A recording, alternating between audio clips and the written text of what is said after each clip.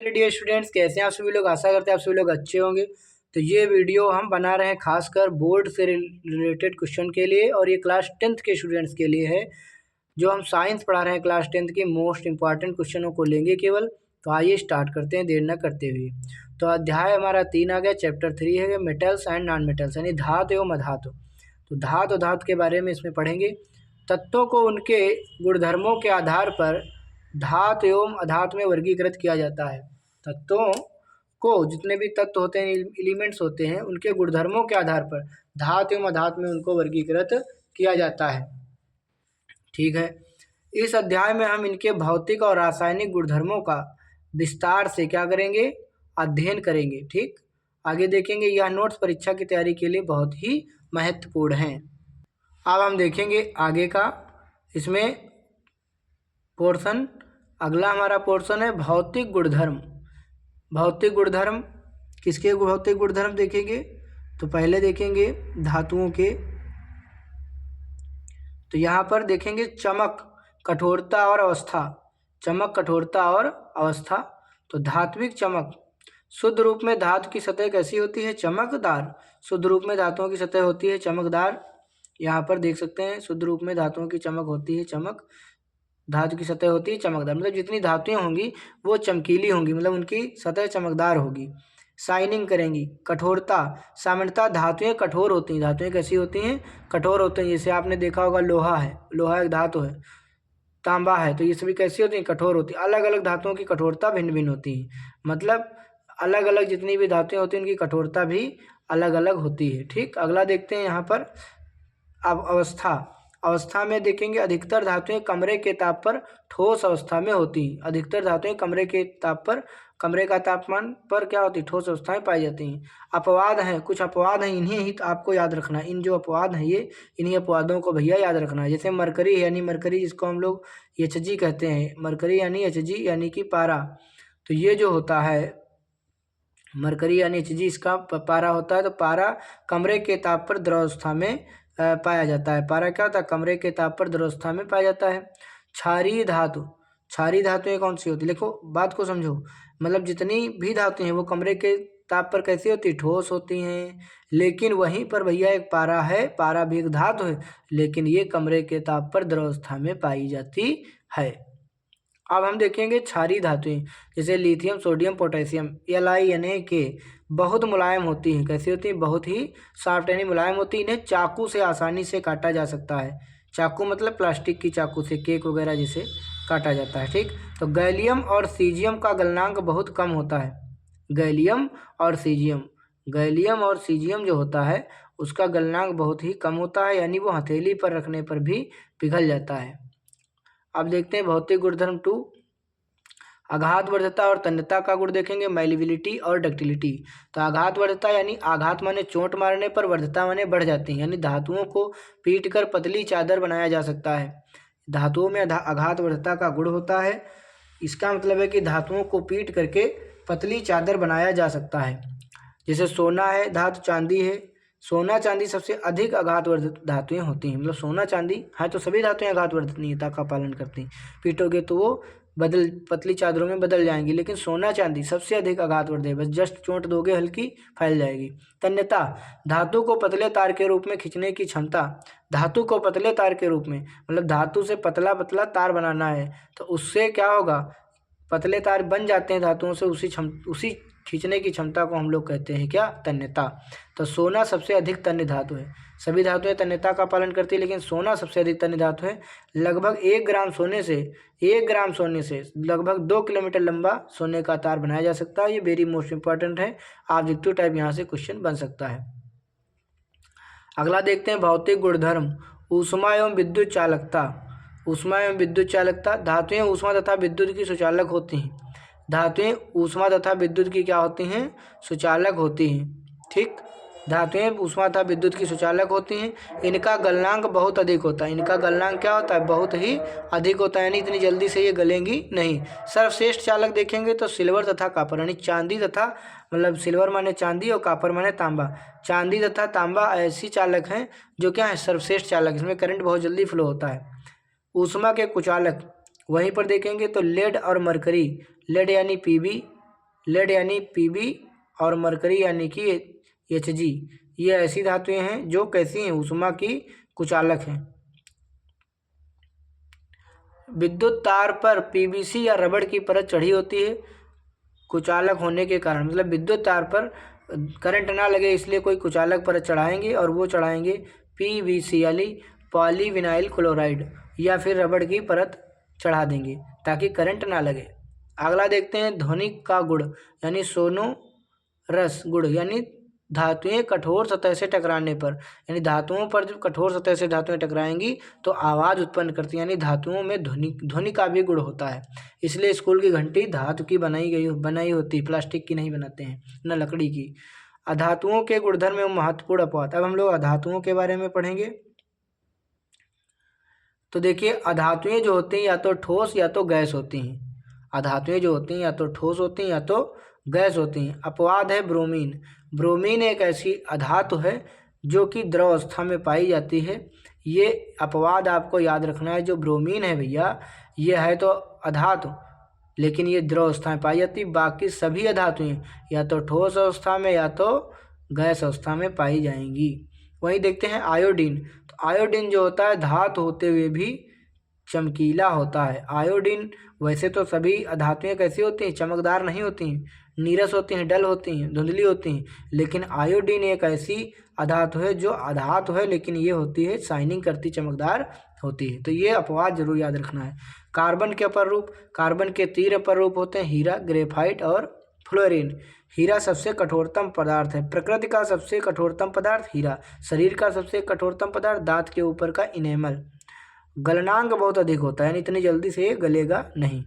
और हीरे का अपवर्तनांक होता है 2.42, और ये गलनांक बहुत होता है। ग्रेफाइट, हीरा, ग्रेफाइट और फ्लोरीन। ग्रेफाइट भी एक अधातु है, लेकिन भैया ये भी है अपवाद, इसमें विद्युत का चालन हो जाता है, नहीं ये विद्युत का है सुचालक। ध्यान रखेंगे, विद्युत का क्या है, सुचालक। वैसे तो धातुएं विद्युत की क्या होती हैं, कुचालक, यानी करंट नहीं फ्लो होता, लेकिन ग्रेफाइट में फ्लो हो जाता है। अगला देखते हैं धातुओं के रासायनिक गुणधर्म। वायु में दहन, रिएक्शन विद एयर। लगभग सभी धातुएं ऑक्सीजन के साथ मिलकर धातु ऑक्साइड बनाती हैं, यानी धातु और ऑक्सीजन मिलकर धातु ऑक्साइड बनाती हैं। धातु ऑक्साइड की प्रकृति क्षारकीय होती है। कैसी होती है, क्षारकीय होती है। एग्जाम्पल देखेंगे 2Cu+O2।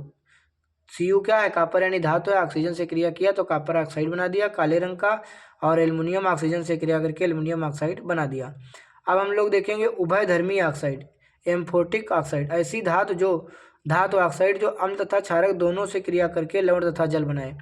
मतलब ये धातु ऑक्साइड है, यहाँ पर देख सकते हो। और ऐसी धातु ऑक्साइड जो अम्ल और क्षार दोनों से क्रिया करके लवण जल बना दें, उसको हम लोग कहते हैं उभयधर्मी ऑक्साइड। एग्जाम्पल के तौर पे Al2O3, एल्युमिनियम ऑक्साइड और जिंक ऑक्साइड। यहाँ पे दोनों देखो, ये अम्ल से क्रिया कर रहा है तो भी जो है जल बना रहा है, लवण बना रहा है, और ये भी क्षार से क्रिया भी कर रहा है।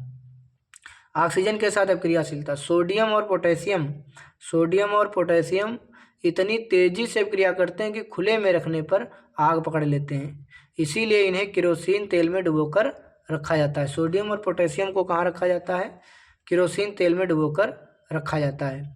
सोडियम को केरोसिन तेल में उसको जो है रखा जाता है, ताकि अगर इसको बाहर निकालोगे तो ये जल पड़ेगा। और पोटेशियम को जल में रखा जाता है, सोडियम को केरोसिन तेल में और पोटेशियम को जल में। मैग्नीशियम, एल्युमिनियम, जिंक, लेड की सतह पर ऑक्साइड की पतली परत चढ़ जाती है जो पुनः ऑक्सीकरण से बचाती है। मतलब मैग्नीशियम, एल्युमिनियम, जिंक और लेड पर अपने आप एक परत चढ़ जाती है ऑक्साइड की, जो क्या करती है, जो पुनः मतलब ऑक्सीकरण से बचाती है, मतलब पुनः ऑक्सीजन से फिर क्रिया नहीं करेगी, परत चढ़ जाएगी जब। सिल्वर एवं गोल्ड माने चांदी और सोना अत्यधिक ताप पर भी क्रिया नहीं करते, माने अधिक ताप भी हो जाएगा तब भी आपस में रिएक्शन नहीं करेंगे। जल के साथ अपक्रिया, धातुएं जल के साथ अपक्रिया करके धातु ऑक्साइड और हाइड्रोजन गैस बनाती हैं। रिएक्शन आपके सामने यहाँ पर लिखी है, धातु जल से क्रिया करके धातु ऑक्साइड और हाइड्रोजन बनाएगी। जल से ठंडे जल से कौन क्रिया करता है, पोटेशियम, सोडियम, कैल्शियम की अपक्रिया ऊष्माक्षेपी होती है या हाइड्रोजन में आग लग जाती है। ठीक भैया। अगला देखते हैं गर्म जल से अपक्रिया। तो मैग्नीशियम तैरने लगता है। गर्म जल से क्रिया जब करेगा तो उस पर तैरने लगेगा। केवल भाप से क्रिया, एल्युमिनियम, जिंक और लोहा, lead, copper, silver, gold, AU, एक मिनट, लेड, कॉपर, लेड माने शीशा, कॉपर, सिल्वर, गोल्ड जल के साथ बिल्कुल भी अपक्रिया नहीं करते। ये लोगों को जरूर याद रखना है, ये लोग अपक्रिया नहीं करते। कौन? शीशा, तांबा, चांदी, सोना, ये जल के साथ अपक्रिया बिल्कुल नहीं करते। तनु अम्ल के साथ अपक्रिया, धातुएं तनु अम्ल से अपक्रिया करके हाइड्रोजन गैस बनाती हैं और लवण भी बनाती हैं। नेक्स्ट देखते हैं यहाँ पर, जब धातु नाइट्रिक अम्ल से क्रिया करती है तो हाइड्रोजन गैस उत्सर्जित नहीं करती है। ध्यान रखेंगे क्यों? क्योंकि नाइट्रिक अम्ल है प्रबल अम्ल, और हमने क्या बताया, धातुएं यहाँ पर तनु अम्ल से क्रिया करती हैं। तनु अम्ल से ये है सांद्र अम्ल, HNO3 क्या है? सांद्र अम्ल है, क्योंकि HNO3 एक प्रबल ऑक्सीकारक है जो H2 ऑक्सीकृत करके जल बना देता है। अपवाद के तौर पे याद रखेंगे मैग्नीशियम और मैग्नीज अति तनु HNO3 के साथ हाइड्रोजन गैस देते हैं। मैग्नीशियम और मैग्नीज अति तनु HNO3 के साथ क्रिया करके हाइड्रोजन गैस देते हैं। अभिक्रियाशीलता का घटता हुआ क्रम, सबसे ज़्यादा अधिक अभिक्रियाशील है मैग्नीशियम, उससे कम एल्युमिनियम, उससे कम जिंक, उससे कम लोहा। कॉपर तन HCl के साथ अभिक्रिया नहीं करता है। जो नहीं करता है इनको जरूर याद रखना है। अब हम लोग पढ़ेंगे रिएक्टिविटी सीरीज या एक्टिविटी सीरीज यानी सक्रियता श्रेणी। यह वह सूची है जिसमें धातुओं की क्रियाशीलता को अवरोही क्रम में व्यवस्थित किया जाता है। अधिक अक्रियाशील धातु फिर कम क्रियाशील धातु को उसके लवण से विलयन से विस्थापित करती है। मतलब जो अधिक क्रियाशील धातु होगी वो कम क्रियाशील धातु को उसके लवण के विलयन से हटा देगी। जैसे यहाँ पर बताया गया है, सक्रियता श्रेणी पहले देख लेंगे, KNaCaMg Ag, फिर AlFe ZnAu, फिर HFeCu। तो ये है घटता क्रम, अक्रियाशीलता का घटता क्रम। हमने इसको अपने वीडियो में बता रखा है। कान्हा का मग्घा आलू जिंक फेंकोगे, पब्लिक है कुटाई होगी आज और। तो इसको इस तरह से याद कर सकते हो। धातु एवं अधातु कैसे क्रिया करते हैं? आयनों का निर्माण, तत्वों की अक्रियाशीलता संयोजकता को उसको पूर्ण करने की प्रवृत्ति के रूप में समझी जा सकती है। स्थायी अष्टक प्राप्त करना। आयन क्यों बनाते हैं धातु? क्योंकि वो अपना अष्टक पूरा करना चाहते हैं। धातु अपने संयोजकता कोष से इलेक्ट्रॉन त्याग करके धनायन बनाता है, कैटायन, और अधातु अपनी संयोजकता कोष में इलेक्ट्रॉन ग्रहण करके ऋणायन यानी एनायन बनाता है। समझ में आया? मतलब धातुएं जो होती है वो इलेक्ट्रॉनों का त्याग करती हैं और अधातुएं जो है वो इलेक्ट्रॉनों को क्या करती हैं भैया? ग्रहण करती हैं। ठीक, जैसे देखिए यहाँ पर दिखाया गया है सोडियम को, तो सोडियम के बाहरी कक्षा में एक इलेक्ट्रॉन है तो एक इलेक्ट्रॉन का ये त्याग करेगा, तो धातु है तो त्याग करेगा। क्लोरीन धातु है तो एक इलेक्ट्रॉन को ग्रहण करके Cl- आयन बनाएगा, और सोडियम एक धातु का त्याग करके एक इलेक्ट्रॉन का त्याग करके Na+ आयन बनाएगा। आयनिक यौगिकों का निर्माण, अगली हेडिंग देखेंगे। धातु से अधातु में इलेक्ट्रॉन के स्थानांतरण से बने यौगिक को आयनिक यौगिक कहा जाता है या वैद्युत संयोजन यौगिक कहा जाता है। विपरीत आवेश यानी Na+ और Cl- एक दूसरे को आकर्षित करते हैं और मजबूत स्थिर विद्युत बल में बंधकर सोडियम क्लोराइड यानी Cl का निर्माण कर देते हैं। यहाँ पर आप लोग देख सकते हैं। आयनिक यौगिकों के गुणधर्म देखेंगे तो पहला हो गया भौतिक प्रकृति, फिजिकल नेचर। धन एवं ऋण आयनों के बीच मजबूत आकर्षण बल के कारण ये ठोस एवं कठोर होते हैं क्योंकि इनके अण बहुत पास होते हैं। ये सामान्यतः भंगुर होते हैं। कौन? दाब डालने पर टुकड़ों में टूट जाते हैं। आयनिक यौगिक जैसे NaCl, अगर दाब डालोगे तो नमक का पहले आता था क्रिस्टल, तो उस पर उसको जब फोड़ा जाता था तो फूट जाता था। गलनांक क्वथनांक, इसके गलनांक क्वथनांक बहुत अधिक होते हैं, इतनी जल्दी से गलता नहीं। क्यों? मजबूत अंतरायनिक आकर्षण को तोड़ने के लिए ऊर्जा की पर्याप्त मात्रा की आवश्यकता होती है। इतना प्रबल बल से बंधे होते हैं क्योंकि इनको तोड़ने के लिए भी अधिक ऊर्जा की आवश्यकता होती है। अगला देखते हैं घुलनशीलता एवं विद्युत चालकता। घुलनशीलता यानी सॉल्युबिलिटी, सामान्यतः जल में घुलनशील होते हैं। केरोसिन, पेट्रोल जैसे विलायकों में ये अविलेय होते हैं। कौन? आयनिक यौगिकों के गुणधर्म, घुलनशीलता, मतलब जो आयनिक यौगिक होते हैं NaCl, ये जल में तो घुल जाते हैं लेकिन केरोसिन, पेट्रोल जैसे विलायकों में घुलते नहीं हैं। विद्युत चालकता, ठोस अवस्था में विद्युत का चालन नहीं करते हैं। और गलित अवस्था, जब केवल नमक बिजली का चालन नहीं करेगा, लेकिन नमक को जब पानी में घोल देंगे तो वो पानी बिजली का चालन करेगा। यहाँ पर देख सकते हैं, चित्र भी दिखाया गया है। धातुओं की प्राप्ति, धातुएं कहाँ से प्राप्त की जाती हैं? खनिज, तो यहाँ पर पढ़ेंगे खनिज। मिनरल्स, पृथ्वी की भूपर्पटी में प्राकृतिक रूप से पाए जाने वाले तत्वों या यौगिकों को खनिज कहा जाता है। ये परिभाषाएं 1 नंबर के प्रश्न में आती हैं। अयस्क, वे खनिज जिनसे धातु का निष्कर्षण कम खर्च व आसानी से हो जाता है, उसको हम लोग अयस्क कहते हैं। गैंग, अयस्कों में मिली मिट्टी, रेत जैसी अशुद्धियों को हम लोग अधात्री या गैंग कहते हैं। अयस्क से धातु के निष्कर्षण के चरण: उच्च क्रियाशील धातुएं, मध्यम क्रियाशील धातुएं और निम्न क्रियाशील धातुएं। उच्च क्रियाशील धातुएं गलित धातु का विद्युत अपघटन करके शुद्ध धातु प्राप्त की जाती है। मध्यम वाली कार्बोनेट अयस्क अलग, सल्फाइड अयस्क अलग। कार्बोनेट अयस्कों का निस्तापन होता है और सल्फाइड अयस्कों का भर्जन होता है, और उसके बाद धातु का ऑक्साइड बनता है, फिर उसमें अपचयन होता है, फिर धातु का शोधन कर लिया जाता है। निम्न क्रियाशील धातुओं सल्फाइड अयस्क का भर्जन होता है, फिर धातु निकलती है, फिर उसका पृथक्करण कर लिया जाता है। सक्रियता श्रेणी या निष्कर्षण का आधार: धातुओं को, अब देखो अलग से बताया गया है, धातुओं को उनकी क्रियाशीलता के आधार पर 3 वर्गों में बांटा गया। निम्न क्रियाशील धातुएं, मध्यम और उच्च क्रियाशील धातुएं। तो उच्च वाली क्रियाशील धातुओं को ऊपर रखा गया है। कान्हा का मग्घा आलू, माने potassium, sodium, calcium, magnesium, aluminium, ये करेंगे विद्युत अपघटन। और नीचे वाली जो मध्यम क्रियाशील हैं, जिंक, लोहा, लेड, कापर, ये मध्यम क्रियाशील हैं, कार्बन द्वारा इनका अपचयन होगा। कान्हा का मग्घा आलू, जिंक फेंकोगे पब्लिक है, कुटाई होगी आज। और अब यहाँ पे नीचे देखेंगे Ag, Au, ये सबसे कम क्रियाशील हैं। इन प्रकृति में प्राकृतिक अवस्था में ये क्रिया करेंगी, बहुत क्रिया करती ही नहीं। सक्रियता श्रेणी में नीचे आने वाली धातुओं का निष्कर्षण, तो जो नीचे आते हैं ये धातुएं काफ़ी कम क्रियाशील होती हैं, इनएक्टिव होती हैं लगभग। जैसे अभी बताया आपको, देख सकते हैं यहाँ पे Ag और Au। तो उनको कैसे करा जाएगा निष्कर्षण? तो इनके ऑक्साइड को केवल गर्म करने से ही धातु प्राप्त हो जाती है, सिर्फ गर्म करना है। तो यहाँ पर ये वेरी इजी है।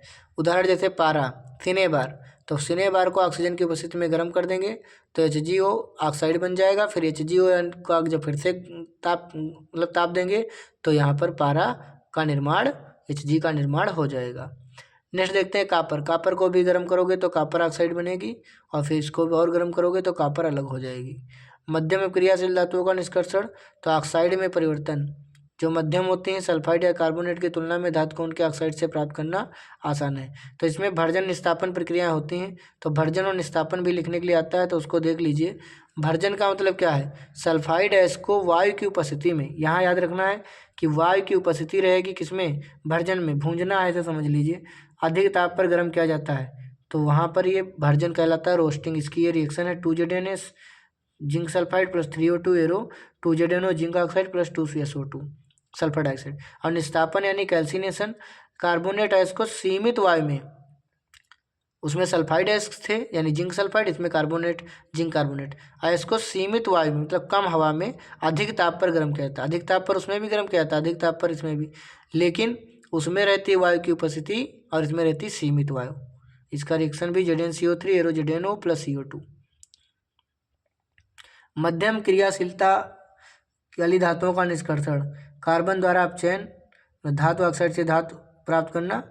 तो यहाँ पर उपयुक्त अपचायक जैसे कार्बन यानी कोक का उपयोग कर धातु ऑक्साइड से धातु प्राप्त की जाती है, जैसे ZnO जिंक ऑक्साइड। कापर मतलब कार्बन ले लिया और फिर जिंक, कार्बन क्या करेगी? ऑक्सीजन को लेकर कार्बन मोनोऑक्साइड गैस बना देगी, और यहाँ पर जिंक जो है बन जाएगी धातु। विस्थापन अपक्रिया द्वारा, विस्थापन अपक्रिया द्वारा देखेंगे, अधिक अपक्रियाशील धातुएं जैसे सोडियम, कैल्शियम और एल्युमिनियम कम अपक्रियाशील धातुओं को विस्थापित कर देती हैं। यह अपक्रिया अत्यधिक ऊष्माक्षेपी होती है, ध्यान रखेंगे। विशेष अपक्रिया थर्माइट अपक्रिया, आयरन थर्ड ऑक्साइड Fe2O3 के साथ एल्युमिनियम की अपक्रिया थर्माइट अपक्रिया कहलाती है। एक बार पुनः देखिए, आयरन थर्ड ऑक्साइड की एल्युमिनियम के साथ अपक्रिया थर्माइट अपक्रिया कहलाती है।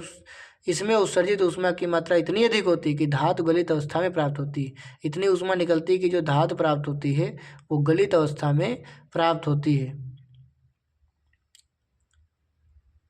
उपयोग, रेल की पटरी एवं मशीनी पुर्जों की दरारों को जोड़ने के लिए इसका उपयोग किया जाता है, थर्माइट प्रक्रिया का। सबसे ऊपर स्थित धातुओं का निष्कर्षण, ये धातुएं अत्यंत अपक्रियाशील होती हैं, जैसे सोडियम, मैग्नीशियम, कैल्शियम, एल्युमिनियम। इन्हें कार्बन के साथ गर्म करके प्राप्त नहीं किया जा सकता है। क्यों? क्योंकि इन धातुओं की बंधुता कार्बन की अपेक्षा ऑक्सीजन के प्रति अधिक होती है। क्योंकि इन धातुओं की बंधुता कार्बन की अपेक्षा ऑक्सीजन के प्रति अधिक होती है, इसलिए विद्युत अपघटनीय अपचयन विधि का उपयोग होता है। उदाहरण गलित NaCl का विद्युत अपघटन। तो कैथोड पर होगा Na+, यानी एक इलेक्ट्रॉन ग्रहण करके सोडियम बनाएगा। एनोड पर होगा 2Cl-, तो 2 इलेक्ट्रॉनों का क्या करेगा, मैंने यहाँ उल्टा रिएक्शन लिख गई है। सोडियम एक इलेक्ट्रॉन का त्याग करेगा, Na+ बनाएगा, और कैल्शियम 2 इलेक्ट्रॉनों का ग्रहण करेगा क्लोरीन, तो ये बनाएगा 2Cl-। धातुओं का परिष्करण यानी रिफाइनिंग। अपचयन प्रक्रम से प्राप्त धातुएं पूर्ण रूप से शुद्ध नहीं होती हैं। अशुद्धियों को हटाने के लिए सबसे प्रचलित विद्युत अपघटनीय विधि है। एनोड पर अशुद्ध धातु प्राप्त होती है यानी प्लस पर, और अशुद्ध कॉपर, और जो माइनस वाली होती है उस पर शुद्ध कॉपर प्राप्त होती है, शुद्ध धातु की पतली परत। विद्युत अपघटन धातु के लवण का विलयन लिया जाता है। ये जो है आप लोग डायग्राम भी देख सकते हैं।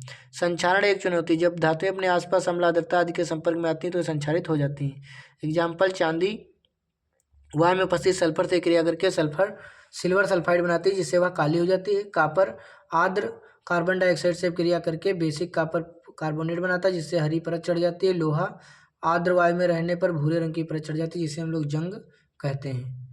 संचरण से सुरक्षा करनी है तो क्या करना पड़ेगा, लोहे को जंग से निम्न तरीकों से बचाया जा सकता है। पेंट करके, तेल लगाकर, ग्रीस लगाकर, यसद लेपन, गैल्वेनाइजेशन माने लोहे के ऊपर जिंक की परत चढ़ा देना। क्रोमियम लेपन, एनोडीकरण, मिश्रात बनाकर, मतलब मिश्र धातु बनाकर। अब मिश्र धातु क्या होते हैं, तो मिश्र धातु 2 या 2 से अधिक धातुओं यानी एक धातु या एक अधातु का समांगी मिश्रण जो है मिश्र धातु कहलाता है। यह धातु के गुणों को बेहतर बनाने की विधि है। क्या आप जानते हैं कि 24 कैरेट सोना शुद्ध सोना होता है, बहुत नरम होता है, इसलिए इसका हम उपयोग आभूषण बनाने में नहीं करते हैं। तो 22 भाग सोने में 2 भाग तांबा या चांदी मिलाकर कठोर बनाया जाता है, तो 22 कैरेट बनाया जाता है। अगर 18 कैरेट बनाना है तो 6 कैरेट मिलाना पड़ेगा। उदाहरण, पीतल बनता है तांबा जस्ता से। पीतल की ट्रे के पिताजी तांबा जस्ता 30-70%। कांसा में तांबा टिन होता है। कार ने कापर, कापर माने तांबा, और सा माने शीशा यानी टिन, इसको याद रखेंगे। शोल्डर सा से शीशा, और बाकी तो शीशा हो गया, और फिर टिन हो गया।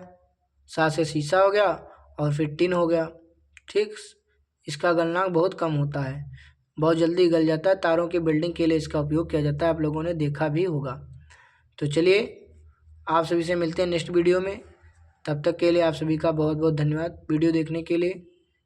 चैनल पे बने रहें, ऐसे ही मैं मोस्ट इंपॉर्टेंट क्वेश्चन लेकर आता रहूँगा बोर्ड से रिलेटेड। आपका कुछ क्वेरी हो आप कमेंट सेक्शन में ज़रूर छोड़ जाइए। Thank you so much.